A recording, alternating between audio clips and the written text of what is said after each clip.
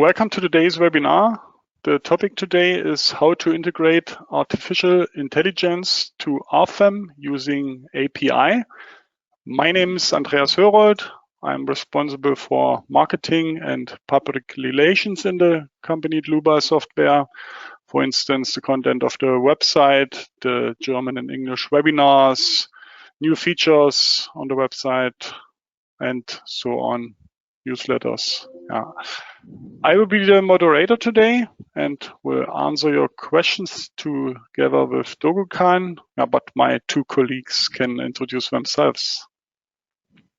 Yeah, hi everyone. My name is Dogukan Karataş and I'm leading the team for API and AI in München. And today I'm going to reply your questions in the chat.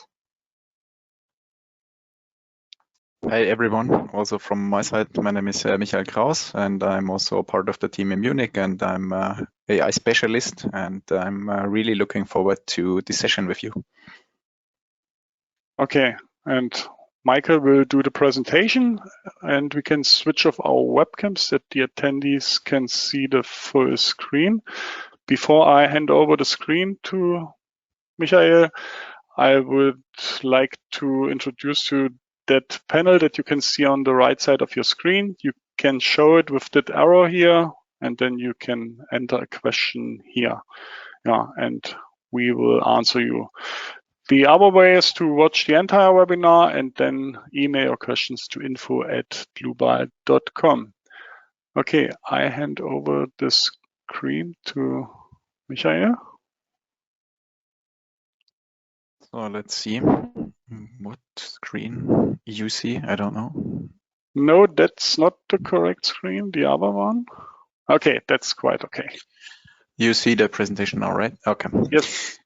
Cool. So I'm really looking forward for this session because I think we have quite some new stuff to show, and we have some live demos here. We have some pre-recorded things, and first we will kick off this webinar with some words about the web services and the API, which is the foundation for all what will be then the main part of that presentation concerning artificial intelligence, machine and deep learning, and how we in Dlubal are going to use that, or you can already use that in some parts. For that we will get a bit of a background on AI, like what is that, so that everyone is on the same page when we dive into a bit more technical depth when it comes to using AI for optimization of your structures. And then we will highlight some of the upcoming features in the Dlubal universe, which is a help chatbot. We will have some experience with the text to model, and then I will quickly tell about future plans, what we are going to release during the next year. As already said, feel free to answer or post some questions. We're happy to answer that. And let's jump right into the API and web services. As far as I know, there have been some webinars already concerned with what web services are. I think Dogukan presented that very nicely to all of you. I will just take a chance here to summarize the main points. So what is an API? In short terms, API stands for Application Programming Interface. And this is a set of rules and protocols mainly for software programs in order to be able to communicate with each other. So it essentially acts as a messenger, facilitating the exchange of information between different programs or services. By receiving some requests and translating them and returning responses, it enables the smooth transfer of data and functionality between different systems. And if you want to consider that a bit more plastic, consider just a simple GUI or graphic user interface that also serves as a communication protocol, but this time between humans and software programs. So in simple terms, a GUI, and with a GUI, you can just interact with a program using buttons, menus, and other input methods.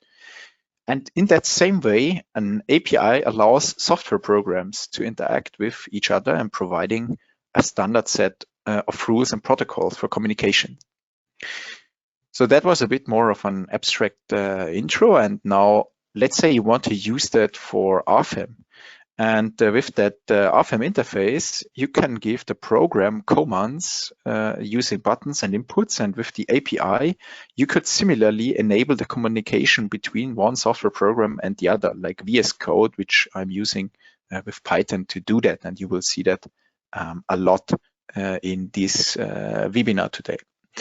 Yeah, so an API is basically a communication interface. And now what is web services? Yeah, simply web services are a type of application programming interface, API again, that distinguishes itself from other types of APIs based on their style and way of communication. Web services facilitate the XML-based information exchange between systems. Here in our case, in the Dlubal universe, we use an HTTP technology called Simple Object Access Protocol, or SOAP in abbreviation, to establish this connection, which provides a standardized method for accessing our web services. And in the past, and I think that was mainly with Dogokan and the team, they developed frameworks that enabled the use of these connections in structural analysis and design, because they provide basic functions that allow the users to send commands to Rfem and receive the responses from that. Yeah, having said that, feel free to browse into our GitHub repository. There you will find all that things what I just said, and you can play around and code along. And yeah, I really can just invite you to have a look at these facilities. They're great. And as I said before, this is really the basis of what is going to be shown in the AI part of that session. So still, I want to take the chance here to display the functionality. So in the best case, you should now see in the screen a programming code on the right-hand side and the Rfem GUI on the left-hand side. Dogokan or Andreas, can you quickly tell me if that's going to be seen or not?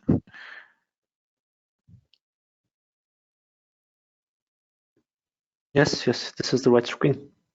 Yes, okay, cool.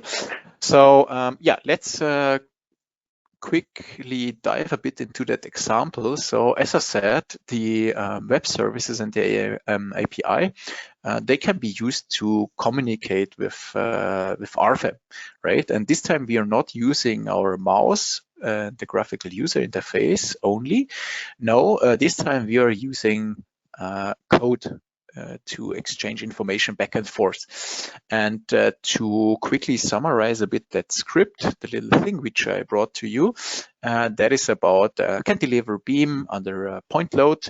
And I will walk you a bit through that piece of code. So as ever in programming, we first have to load some libraries here, mainly functionalities from Rfem. So we need some basic objects to establish nodes and so forth. And then we want to have some load cases. And finally, we want to collect some results. So this example here, the situation is that we have a list of sections here that is 3 IPE profiles, which we want to compute under a certain load. So we define this section list that can be shorter, that can be longer, depending a bit on your specific application case. And then we set the modification of the model to true and call that model just a steel column. And we initiate and instantiate a result ticket, which is empty in the beginning. And then we want to compute these 3 sections here in a for loop, as you can see. So the first thing to do is let's define some nodes. So we have a first node here, which is at the origin in X, Y, and Z is equal to 0. And then we have a 5 meter long column in that case. We want to assign a material. Here it's a simple steel S235. And this material here is assigned via this text and a material number. Then we're going to define a section. In that case here, as it is very simple, we only have one section. So we give it the number 1. And for the name of that section, we define it per this list and the actual counter in the for loop. So having the nodes and the material and the section, now we can define a member, as you can see here, all the attributes. And finally, in order to make it a feasible structural system, we need to give a nodal support. Here we just would clamp it at the first node. Then we can jump right into the load case definition. Here we define a load case 1. We exclude self-weight here, and then we put nodal force onto the second node and the direction of global C with 3 kilonewtons. Then we execute the computation and save the results from the Rfem computation, delete the model, and go into the next counter. Having done this for loop, we collect the results and just dump it into a JSON. Here you can also save it into pandas format or CSV as you like. But let's leave it for the moment and just give it a try. So I will start that script. So you see here it connects to the WebService server. Hopefully it should now start to modify a model here. Yes, it works. Very good. And as I said, so it will take the first section from that list, create a model, apply the loads, do the computation, and save the results to this dict. And after the 3 computations have been made, we will hopefully see here this resulting JSON file. Yeah. And if you look a bit closer here, you can see that it actually is changing. So we are at the moment in the second run, and then hopefully we should see the IP 600. Yes, we do. And we are done with that computation. Yeah, and we are saving the displacement at the tip in meters. And you can see here, okay, finally, we really got out these results here, and we can now go further and do maybe some other analysis with that things. Yeah, I hope the workflow here got clear. As I said, if you have more interest in learning about the web services and how to use the API in maybe more complicated situations, feel free to check our other webinars, the recordings of that, or just put some questions into the chat box because Dlubal and Andreas, they're happy to answer those. Yeah, as you can imagine, we have now a big source of data, or we can generate a lot of data, which, yeah, the next step would be, can we use somehow AI in the widest sense for that? So at Dlubal, we had the idea of diving more into that realm and identify the useful cases of machine and deep learning for structural engineering. Because there is, yeah, I would say a big hype at the moment about AI, and a lot of times in the media, you potentially see these, what I call expectations here, like robots working with a computer on fancy stuff and graphics. But in reality, if the one or the other person in the audience already had to do with AI in the widest sense, they know that in reality, it is a lot of working with code, and except you're a robot specialist, you will not really work with robots if you deal with AI. So the reality is that AI means a lot of coding and how to work with data. And that is why I wanted to stress a bit also the history of AI, because what we are seeing at the moment, it's not the first hype in AI. It's actually, I think, the third or the fourth AI wave, because AI in theory or in the sciences is a really old topic. So it began in the Second World War with some famous mathematicians in Great Britain. They already started to think about machines which can execute things on their own or reason about data. And over time, so there were some winters, AI winters, where some of the AI hypes broke down again. And it was really in the 80s, I think, were these terms, machine learning and deep learning, which is more applicable in the engineering sciences, where they came up. And yeah, so in AI in general, you deal with different kinds of software and programs. They can be symbolic, they can be data-driven. And this time we want to focus more on the data-driven side of AI. And this is more machine learning. And recently, since the last decade, especially, it's deep learning. Yeah, for your information, or maybe you know that, algorithms like neural networks, they have been like known even in the 90s or in the 80s. People did not simply have the computational power to train them or train bigger networks. So I think what we have seen in the last decade in all these AI breakthroughs, I would call them, that I think is mainly as we have computational power in our days at a certain amount of cost, which a lot of people can afford, and we have computers being fast enough to do all these computations and handle big amounts of data, and we can store them in a cheap way. So I think there is a good chance that nowadays we don't see this AI boom dying again, as it happened in the past, as I said, 2 or 3 times. And therefore, I think it absolutely makes sense as civil engineers or people in general to dive a bit into what that AI thing is. So I think it is important in a technical environment to reason if we should use AI or not, because in the technical sciences, we have a lot of models, and the question always is, or in the business, the question always is, why would you use another model if you have already some and they do a job? So if we want to use AI, you have to always check 3 things. So the first is, do you have data about the problem?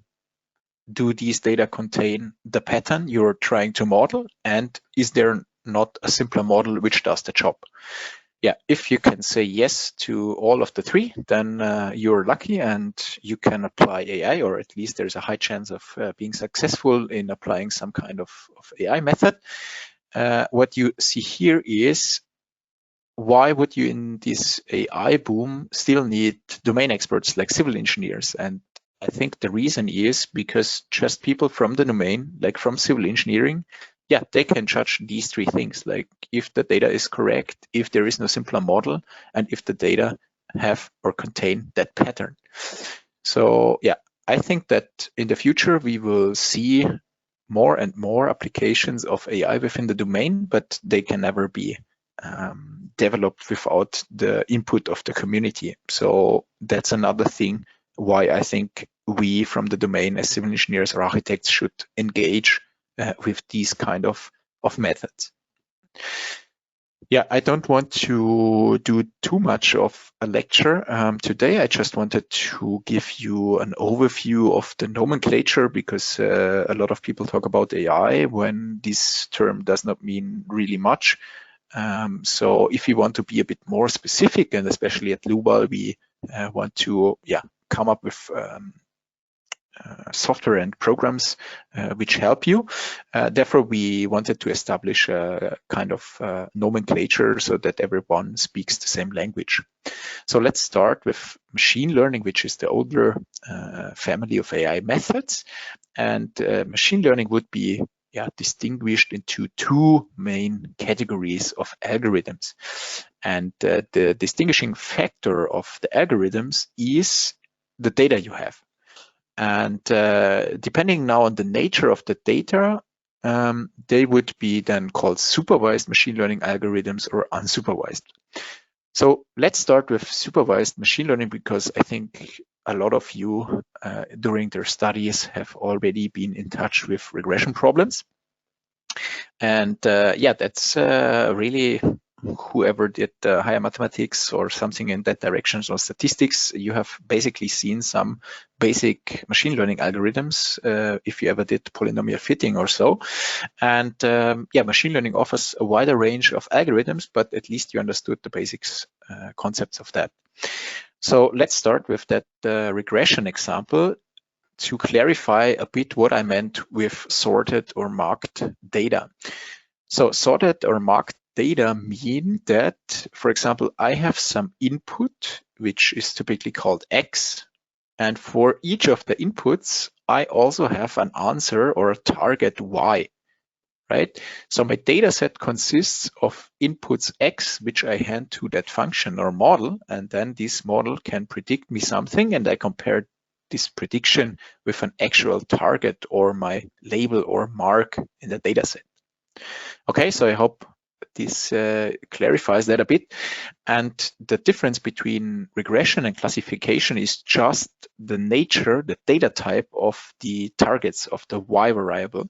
So if you have a Y variable which is continuous, that's regression. And if it is a discrete thing, then it's classification. As you can think of, hey, if I have maybe images, that would be my input, and I have a label, which is a dog or a pig or an ape here. The labels dog and pig and ape, that would be the marks or the labels. Okay, so I think we settled the supervised learning a bit. And if you don't have these labels, for example, you just have a lot of images, but you don't have a label for each of the images, you still can do machine learning here.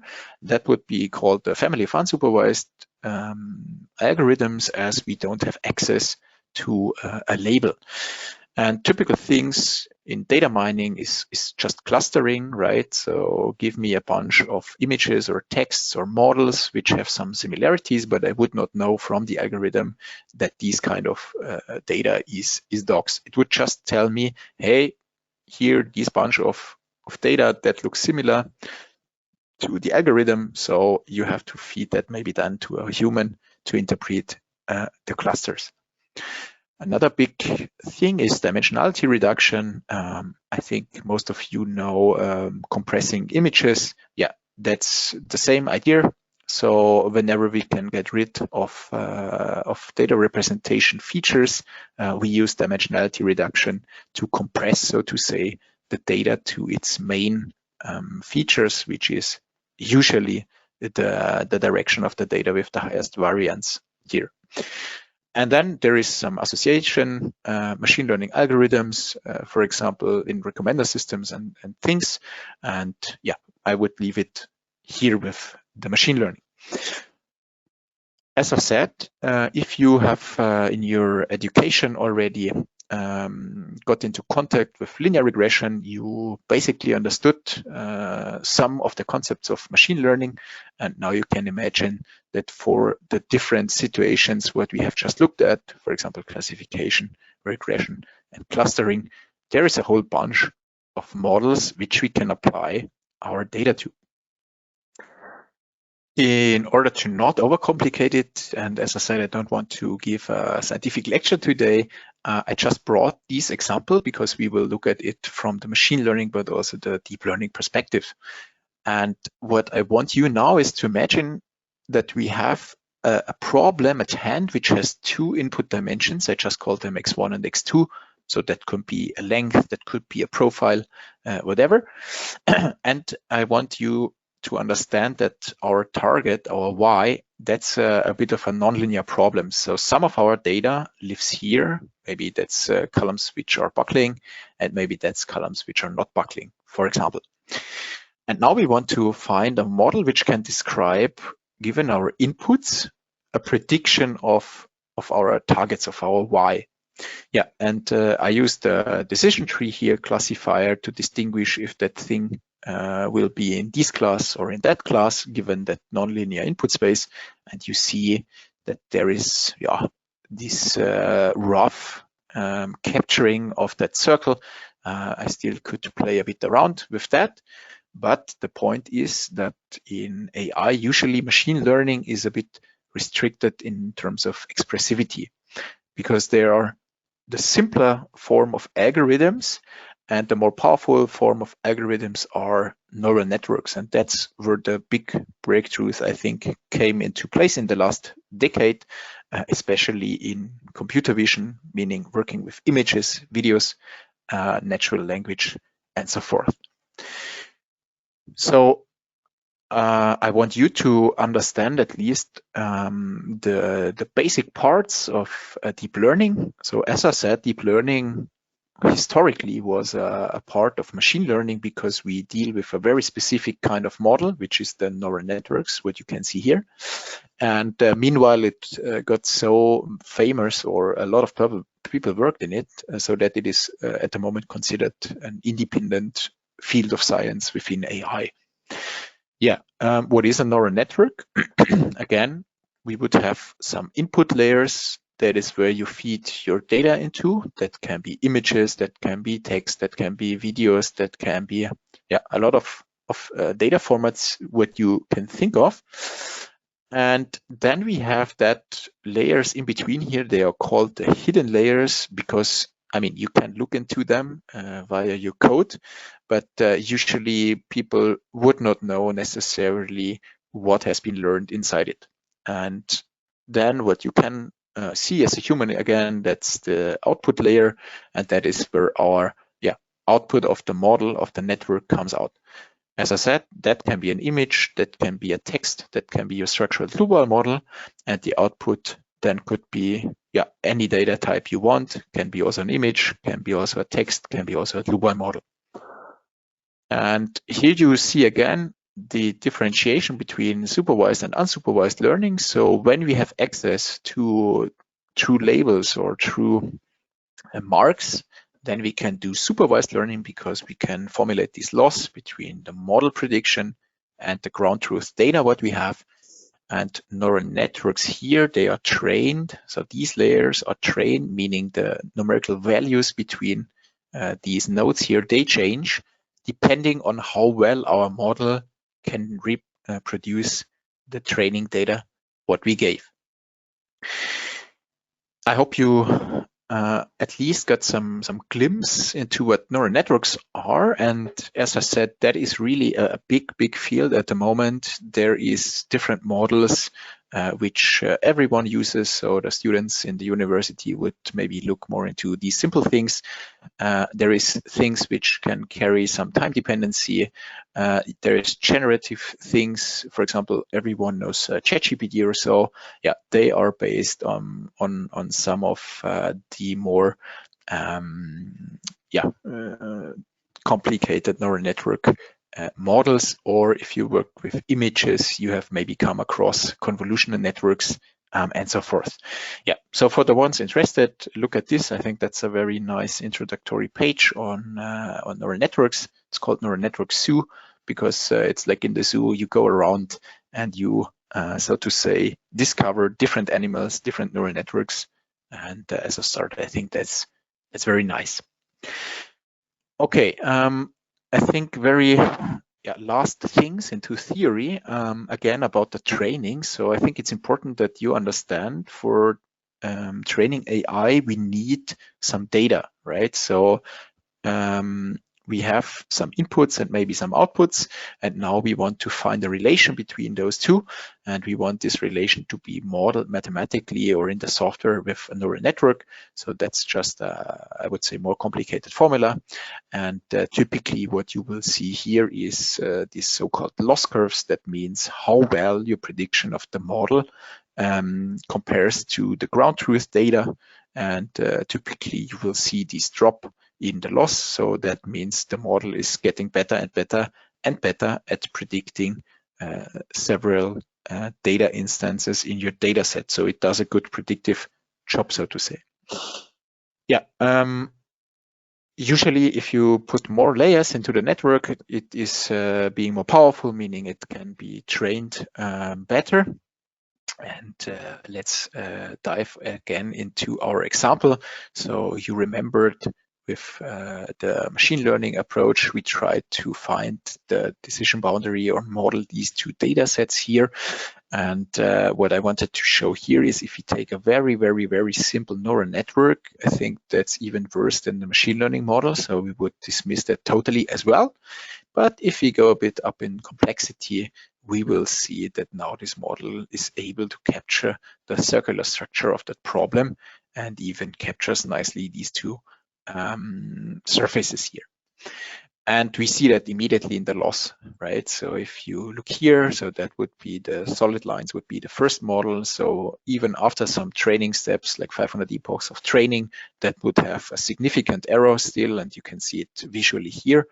And the second network that has a really increase in this drop of the loss. And we could say that this already learned something very acceptable. Yeah, I did not play around a lot with that pedagogic example here because I want to leave it with the theory. And yeah, if you feel that you have questions on that, feel free to write to us. We're going to maybe also consider to write a textbook on that and how we apply these things in Dlubal, but that will be stuff for next year. Yeah, closing remark on the deep learning side, as I said, the main difference in deep learning and machine learning is that in machine learning, you as the human expert, the human modeler, you're coming up with the description of the problem, meaning you're defining what is X1, X2, and so forth. And in deep learning, you can leave that totally to the neural network. And especially for images or videos or text, creating, so to say, a coordinate system of how to describe that properly, I think it's very hard. You as a human have a very hard time to do. And I think that's really where deep learning shines. So extracting features like descriptions of that image so that in the end you can reach that prediction if, for example, the input is a car or not. Deep learning comes with a downside. As we get rid of that feature extraction step, you need more data.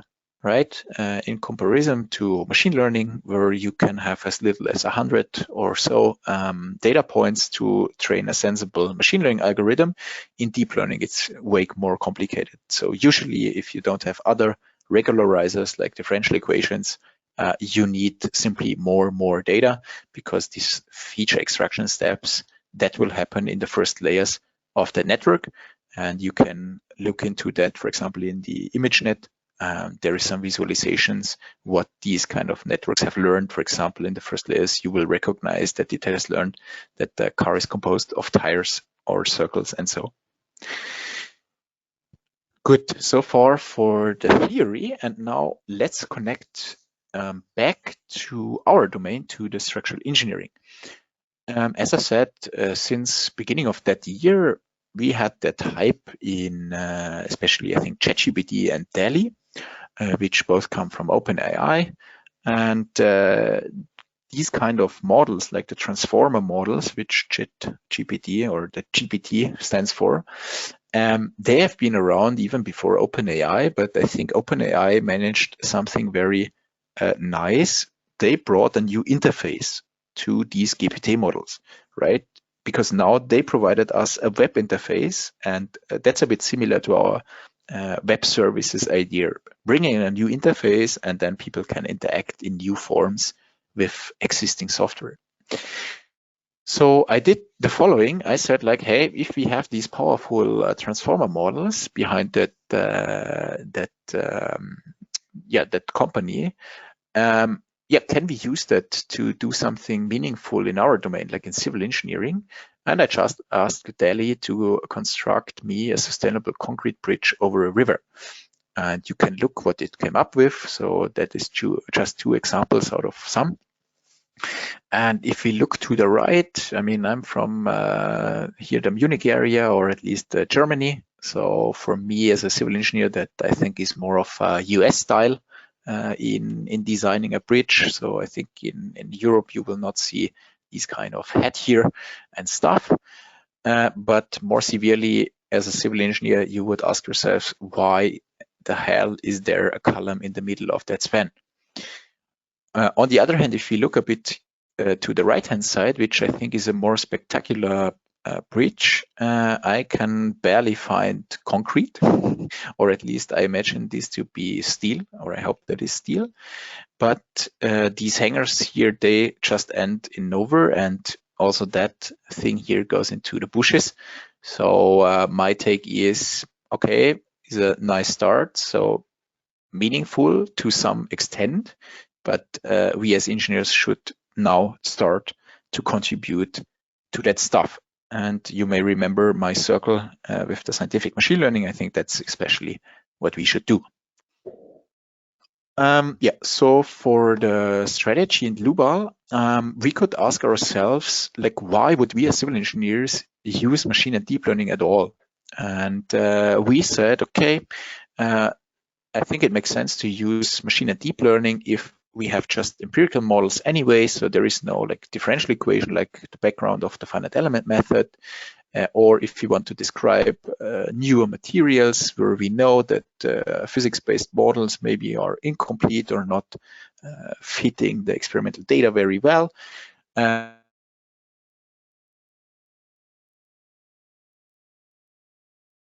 Our design problem, that can be a length, that can be a section profile, that can be a material.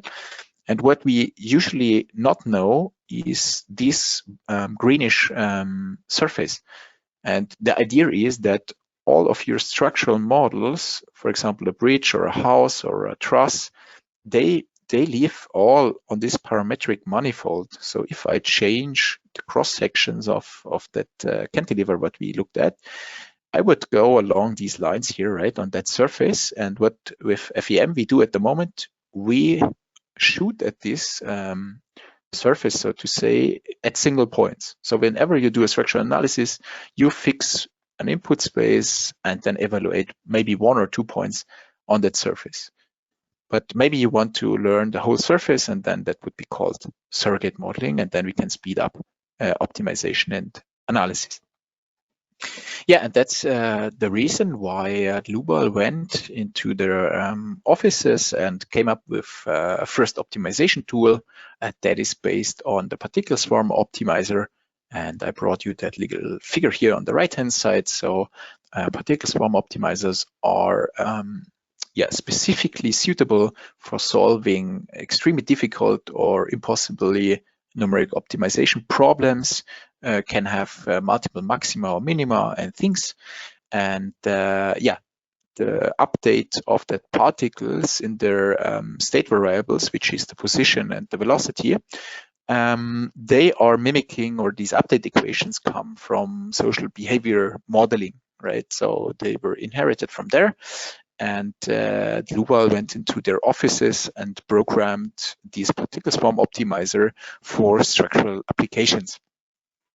So there is a whole set of webinars, so I will spare a bit the time here to go further into detail. I just wanted to tell you, hey, in the background of that, we have worked on particle swarm optimizers and how we can use them within the Dlubal software families to allow for optimization under multiple minima and maxima. And I think Dogo-kan will provide you the link to the other webinars. Feel free to have a look if you want to optimize your structures with that technique. Yeah, there is an upcoming tool development, as I said. So far, the particle swarm optimizer does the following for you. So it samples a lot of these inputs and tries to find a local minimum here at the surface with that particle swarm optimizer. What we're going to provide to you is what's called an inverse design, meaning that you can request performances. For example, you want to limit your deflections to 100 millimeters and maybe a first eigenfrequency to some domain and maybe restrict some of the materials. And then this generative model will provide you the respective design features, what you would have have used to come up with these criteria here. So that's not possible at the moment with any standard solver like finite element method. So we went into our lab and did that to come up with a solution, and I brought you a little video here. And what we do here is we use again the web services. So we define again here a concrete column which has a length of 5 meters and some loading like dead load and live load. And we request here some utilizations in the limit states of serviceability, but also ultimate limit state. And then we have this generative neural network, which you will see in a minute. So you hand over these requests to that, as you can see here, and then it will generate, and you saw that it's really quick, a set of options, what you have in order to fulfill these criteria, what you want to have, right? So now you can choose out of this set of options. I think I will choose here. Yes, the first one, because that has the highest utilization. Here you can check, okay, we take a concrete C3037 with 30 centimeter square rectangle cross section, and with that material and section choice, we go and compute the FEM model, because in the end, I think we want to show that this AI prediction really holds true what we have requested, and we need to prove to maybe a checking engineer or so that these results are correct, and we want to have maybe the FM protocol. So what we do here is set up this analysis again, as we did with the introductory video, define the section, the loads, and compute that, and do the concrete analysis here. Yeah, and in a second, you will see that script running. So very similar to what I've shown you in the beginning. And in addition, here we have this inverse generative deep learning or neural network model to come up with design suggestions for your requested performances. Here it is utilizations in the SLS and ULS. Yeah. And yeah, I will show you if that computation is done. The actual result here. So we wanted it to be utilized in the range of 50 to 100%. And yeah, let's hope that this is the outcome. Go to the concrete. Yeah, you will see here. So it's 76% utilized. So it's a suitable cross section which we can use for the analysis. Yeah, so that's the future of our optimization tool. And if you have questions, feel free to hit the chat box. Yeah, another thing which Dogukan already showed, I think in some of our prior speaking engagements, is the chatbot, the help chatbot. So that will be a generative AI model which is producing some text which you can chat with. So it's an intelligent manual, so to say, or an intelligent service, what we have here. And how that works, I will demonstrate here. It's based also on the GPT technology in the back end. And for example, I can ask this thing, more for marketing now, what FM6 is. And it will provide you some arguments for using Rfem 6. I think that's nice because, as I said, that's a generative algorithm, so it really will chat with you using language. It's having capabilities to talk in German, in English, Portuguese, Spanish, and all the major languages. We have trained that chatbot in our FAQ, knowledge base, and manual data. And as I said, that will be used on the websites and within the programs. So let's now see if that chatbot could also help us with a more specific technical question. Now this time I want the program to answer me or help me if I want to do torsional buckling analysis the ones you're familiar with the Dlubal products, you would know you can do that, for example, yes, with the EC3 module. And yeah, you will find the answer here. So I think that's correct. And the nice feature of that chatbot is, or we intended to have a nice feature here, which is that it will provide you also a reference, an internet source, which you can just click, as you can see here. So that will be an interactive capability here, so that you get the support in due time, that you can really work with that. Yeah, being in generative natural language processing, we have another project which is entity recognition for a text-to-model interface. That is, or the idea is the following. So within the chatbot, or maybe in another window, you are allowed to input natural text. That can be, for example, a command that our text-to-model interface should generate a 6-meter long steel column with a certain material and a certain section from the origin, for example, and entity recognition then collects the main features and maps it to our Rfem code, or this web services code. And how that can work. So this time we played a bit around with a local service, not integrated in the Rfem, but as an extra standing service. Yeah, time will show what the final layout of that will be, but yeah, just that you get an impression for that. So the idea is that you can prompt, so to say, the creation of that model, and then via the web services in the backend, you will see that the API interacts with Rfem, and then this model is created here.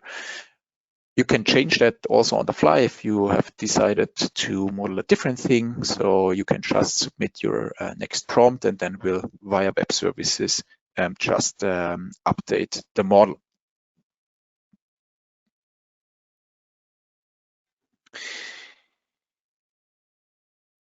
So yeah, coming to the end of my presentation of the webinar, I just want to highlight some of the strategy what we are currently working on, and we try to release in the next 12 months, so to say. So we are planning to release this chatbot maybe by end of this year, beginning of next year, and then step after step we will release these text interfaces and also the optimization tools. And in the future, it's also planned to have other modalities, not just text, but also maybe audio, so that you can write and really talk with your Dlubal structural models.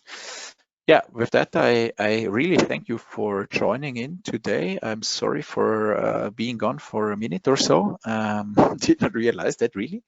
And yeah, I would hand over back to Andreas now for the rest of the webinar.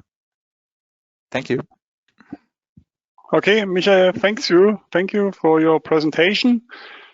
We had some disturbing noises in your voice. Maybe the microphone or the connection to the GoToWebinar server was a little bit bad, but yeah, we could understand you. Okay, before I would like to show you where you can find the recording and the slides, I would like to show you one slide in our presentation.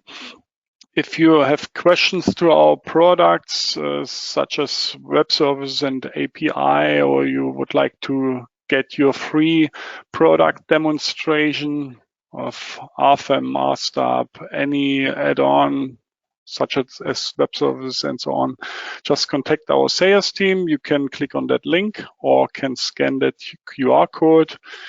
You can also get the non-binding offer as you want. Yeah, just contact our colleagues. So then I show you the website, dlubal.com, and under news and events, you can find our webinars.